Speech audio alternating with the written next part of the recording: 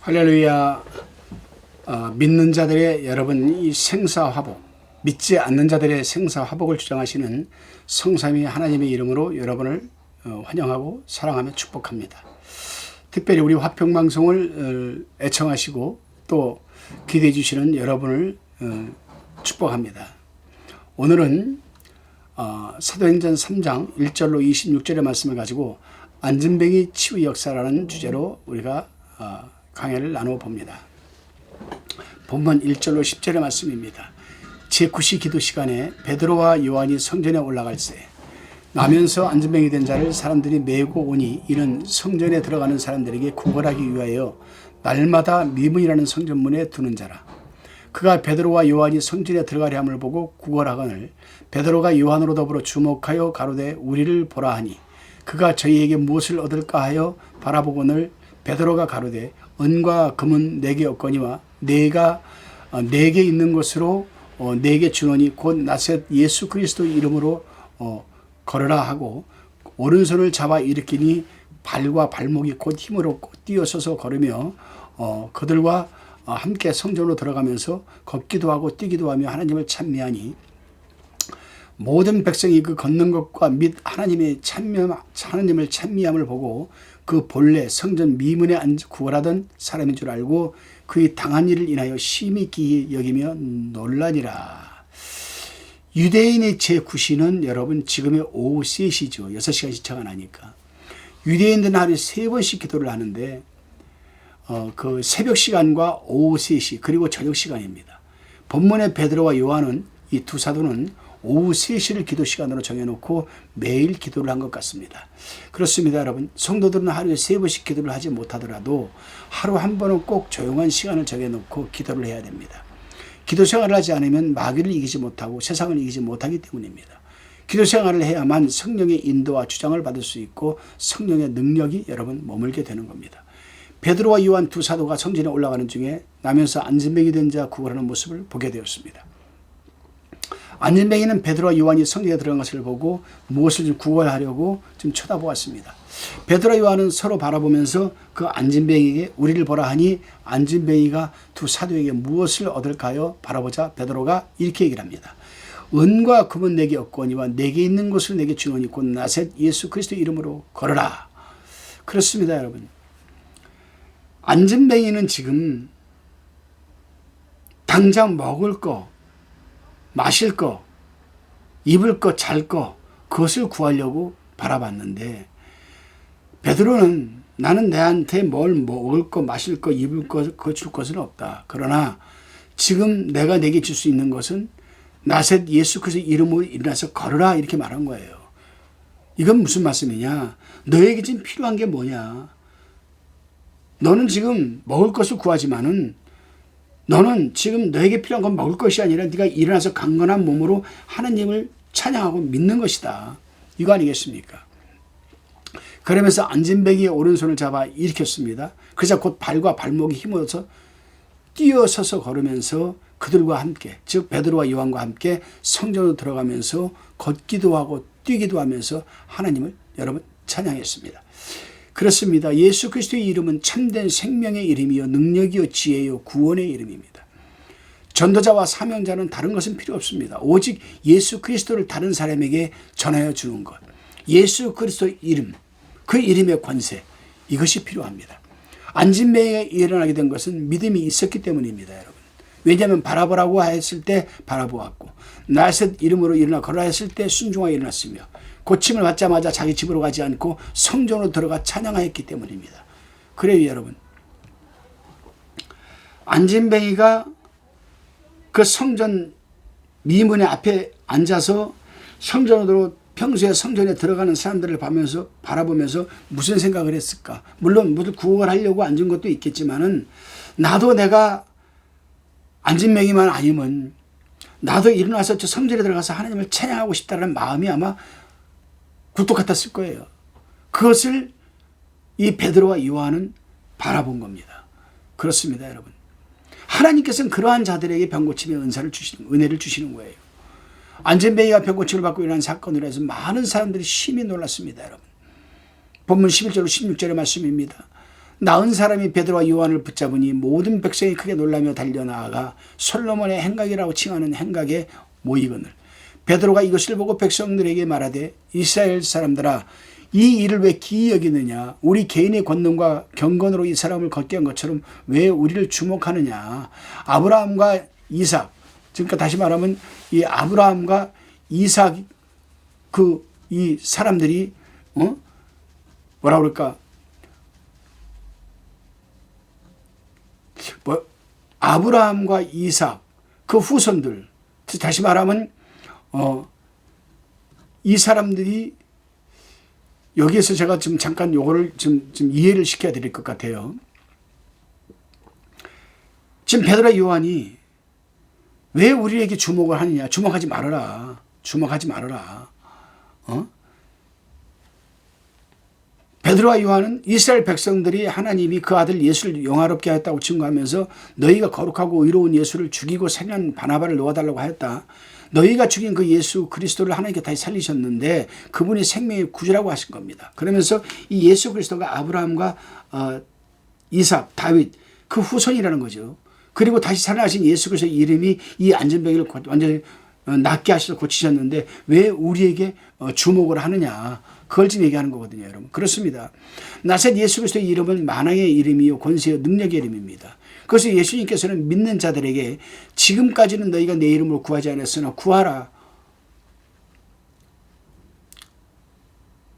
그리하면 너희가 받을 것이다. 너희 기쁨이 충만할 것이다. 요한복음 10장 24절에서 말씀하셨잖아요. 16장 24절에서. 그리고 마가복음 11장 24절에서도 분명히 이렇게 말씀을 하셨습니다. 그러므로 내가 너희에게 말하니 무엇이든지 기도하고 구하는 것은 받은 줄로 믿으라. 그리하면 너희에게 그대로 되리라고 예수님께서 말씀하셨습니다. 그 말씀이 지금 임한 건데 너희는 왜 우리가 꼭 고친 것처럼 내 이 사도 동료 요한과 베드로 나가 내가 고친 것처럼 왜 나를 주목하고 나를 신으로 떠받들려고 하느냐. 그렇게 하지 말아라. 이 말씀을 하는 겁니다. 여기서 우리가 많은 것을 깨닫게 돼요. 요즘 말세 시대에 살고 있다 보니까 종말론적인 시대에 살고 있다 보니까 또 종말론 잘못된 종말론들이 많이 또 일어나고 있습니다. 은사를 받은 사람들이 그 은사를 잘못 활용을 해서 자기의 사익을 여러분 구하고 물질을 취하고 그러면서 여러분 말씀도 변질이 되어서 자기 집단, 자기 교회, 자기 기도원 쪽으로만 몰리게 하려고 하는 이것이 과연 주님께서 어떻게 보고 계실까? 과연 그들은 어떠한 대가를 받게 될 것인가? 한번 생각을 해봐야 돼요. 어찌 보게 되면 여러분 주의 종을 하나 세우는 데에는 성도들의 여러분 그 바른 판단과 또 성도들이 그 주의 종을 바라보는 시각과 또 성도들이 어떻게 하냐에 따라서 그 종이 변질되기도 하고 변질되지 않기도 하게 됩니다. 그러니까 어떻게 보면 책임은 성도들에게 있는 거예요. 그래서 성도들은 자기 섬기는 교회의 주의 종이 변질되지 않도록 세상에 빠져나가지 않도록 여러분 기도를 많이 해야 되는 줄로 믿습니다. 본문 17절로 18절의 말씀입니다. 형제들아 너희가 알지 못하여서 그리하였으며 너희 관원들도 그러한 줄 아노라. 18절에 그러나 하나님이 모든 선지자의 입을 의탁하사 자기의 그리스도의 해받으실 일을 미리 알게 하시는 것을 이와 같이 이루셨느니라. 이제 베드로는 백성들에게 회개할 기회를 주고자 너희가 알지 못하여 생명의 주를 죽인 것이라고 하였고 관원들도 그런 줄로 안다고 말을 합니다. 그런데 그들이 알지 못했기 때문에 생명의 주를 십자가에 못 박았으나 실은 성경대로 예언한 것이 성취된 겁니다. 구약 성경에 그리스도가 수단을 받을 것을 예언되어 있고 그대로 성취된 겁니다. 이사야서 53장 시편 22편을 참고하면 기록이 되어 있습니다. 그렇습니다, 여러분. 사람들은 자기들 뜻과 자기들 생각과 자기들의 마음대로 자기들 의지대로 예수님을 죽이고 찌르고 다 그렇게 했지만은 사실은 그것이 하나님께서 이미 구약시대 때 다 예언해 놓은 것이 성취되어 가는 것뿐입니다. 제가 어제도 말씀을 드렸지만은 우리는 이렇게 하나님의 구속사역을 이루어가는 선한 일에 쓰임을 받아야지 하나님의 영광을 가리고 예수님의 구원사역을 방해하는 악한 불신자들 쪽에 서서 우리가 쓰임받아서는 안 된다는 겁니다. 어차피 하나님은 믿는 자나 믿지 않는 자나 들어서 구원 사역을 이루어 가시기 때문에. 본문 19절로 21절의 말씀입니다. 그러므로 너희가 회개하고 돌이켜 죄 없이 함을 받아라. 이같이 하면 유쾌하게 되는 날이 주 앞으로부터 이를 것이요. 또 주께서 너희를 위하여 예정하신 그리스도 곧 예수를 보내시리니 하나님이 영원전부터 거룩한 선지자의 입을 의탁하여 말씀하신 바 만유를 회복하실 때까지는 하늘이 마땅히 그를 받아두리라. 베드로는 백성들에게 회개하고 죄사함을 받으라고 합니다. 그리스도께서 죽은 것은 성경에 예언된 대로 구속을 이룬 것이므로 너희가 회개만 하면 그리스도의 공로로 죄사함을 받고 유쾌하게 된 날이 온다고 하는 겁니다. 그러면서 너희를 위하여 예정하신 그리스도 곧 예수를 보내시리니라고 하였습니다. 이것은 예수님이 다시 재림하실 것을 말하는 겁니다. 세컨 인카네이션. 이때는 여러분 우리에게 구원을 주시기 위해서 오신 게 아니에요. 세컨 인카네이션 두 번째로 재림하실 때에는 초림하셨고 다시 재림하실 때에는 심판하러 오시는 것이거든요. 여러분 굉장히 지금 우리는 중요한 시기에서 살고 있습니다. 본문 22절로 26절입니다. 또한 사무엘 때부터 오므로 말한 모든 선지자도 이때를 가리켜 말하였느니라. 너희는 선지자들의 자손이요 또 하나님이 너희 조상으로 더불어 세우신 언약의 자손이라. 아브라함에게 이르기를 땅 위의 모든 족속이 너희 씨를 인하여 복을 받으리라 하였으니 26절에 하나님이 그 종을 세워 복주시려고 너희에게 먼저 보내사 너희로 하여금 돌이켜 각각 그 악함을 버리게 하셨느니라. 아멘. 본문 22절 말씀은 신명기 18장 15절 말씀을 인용한 것이죠. 너희 형제 가운데서란 말은 유대인 중에서라는 뜻이며 나 같은 선지자라는 것은 예수님을 말하는 겁니다. 그러므로 무엇이든지 예수 그리스도의 말씀을 듣는 것이 모세의 말을 듣는 것이요 성경의 말씀에 순종하는 것이라는 겁니다. 23절 말씀도 신명기 18장 19절의 말씀을 인용한 것으로 모세가 예언한 그리스도 즉 선지자의 말을 듣지 않으면 백성 중에서 멸망받게 될 것이라는 뜻입니다. 여러분.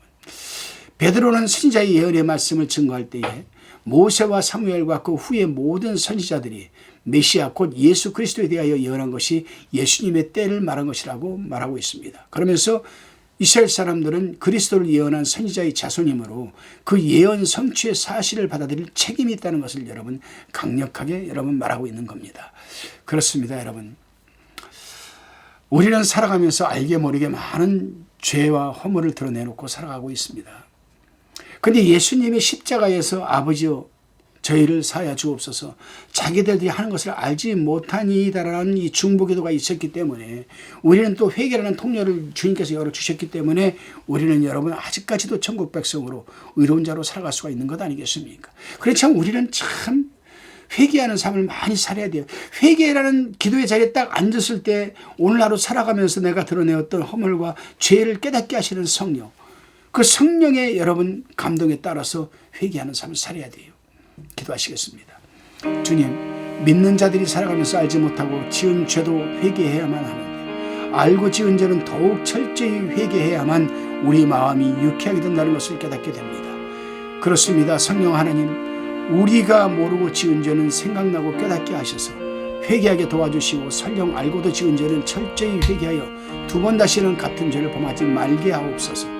예수님의 이름으로 감사드리오며 기도드리옵나이다. 아멘.